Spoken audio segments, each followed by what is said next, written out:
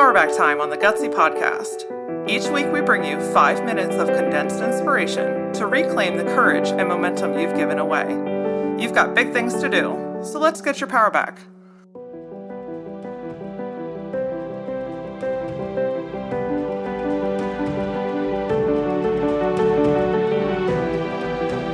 Back in episode 48, you got to hear Kate Blake, and I gotta tell you, Kate is one of my favorite humans on the planet. Not only did she help push me through a really challenging time in my life, but she's just one of the most insightful people that I've ever communicated with. She shared the concept that within each one of us, there is a 4-year-old version of ourselves. Through the Liberation Week challenge that the Works team and I went through, the 4-year-old version of ourselves was essential. You see, the traumas that we're dealing with as an adult don't typically stem from adulthood. It usually starts from an experience that happened around 4, 5, 6, through adolescence. The feeling of being unworthy or insecure or defensive. These things stem from something that you have experienced throughout your journey. You see, the 4-year-old version of yourself, she was taught to survive. She was taught how to just get through situations. She was taught how to be quiet when she wasn't being spoken to, how her ideas were too big, how the challenges were too great, and all in all, it's where the concept of fear was born.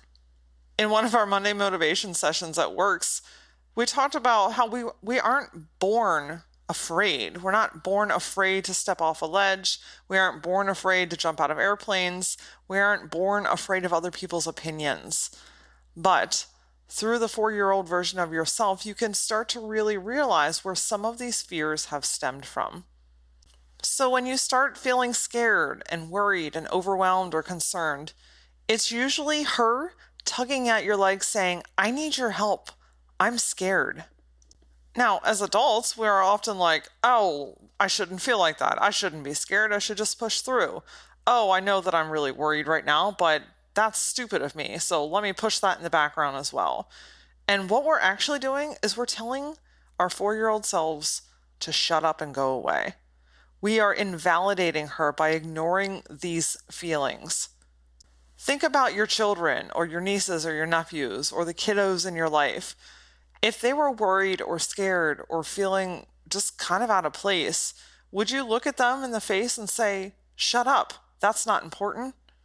Yeah, I don't think so. When I think about looking at my son saying like that, my stomach literally turns inside out.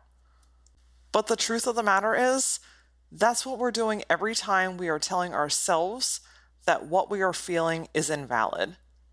This week, I want you to take your power back by starting to embrace your little girl and let her out to play. Kids are not supposed to wear the weight of the world on their shoulders. They are not supposed to be consumed by fear and worry and concern. So the first thing that you can do is acknowledge her. Now, I know this might seem silly, and the very first time that I grabbed a pillow, I thought, "Oh my gosh, I'm losing my mind." But it was so, so important. You can acknowledge her by literally stopping, grabbing a pillow, holding onto it, and saying, "I'm sorry that you feel like this. I'm sorry that this happened." Tell her how much you love her. Tell her how much you value her. Empathize with her. Because when you empathize with her, you're empathizing with yourself. And then ask her, "What do you need from me? What do you need to feel safe right now? How can I help you in this moment?" And sometimes that's just to listen. Sometimes it's to cry. Sometimes it's to get angry. Sometimes it's to punch a pillow. Whatever that feeling is, let it come up, because what you're doing is you're allowing your little girl to come up and say, "Hey, I'm scared. I'm freaked out right now, but I feel better because I know that you've got me." And here's one of the most beautiful things about this is when we really start to acknowledge our inner child, that 4-year-old version of ourselves, we can start to literally feel her come back to life. Children are born with wonder and curiosity and imagination. When you're at your best, when you're your most energetic and you're exploring and you just feel like you nailed it, it's because you've given your inner child a chance to come back up to the surface and be the playful, amazing, curious little one that it was. It's what he or she still is because she is still a part of you. You are her and she is you. Remember to always love, protect, and guide her. Let her know that you've got her back no matter what emotion appears. And when she's feeling fun and zesty and curious, lean into that too. Be curious with her. Explore new things with her. Because beautiful things can be made when souls come back together.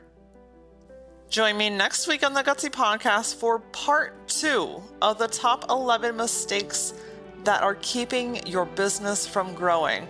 We got into the first half of them a couple of weeks ago, and next week we're going to round it out with the second half so that you can get back into a successful business pattern.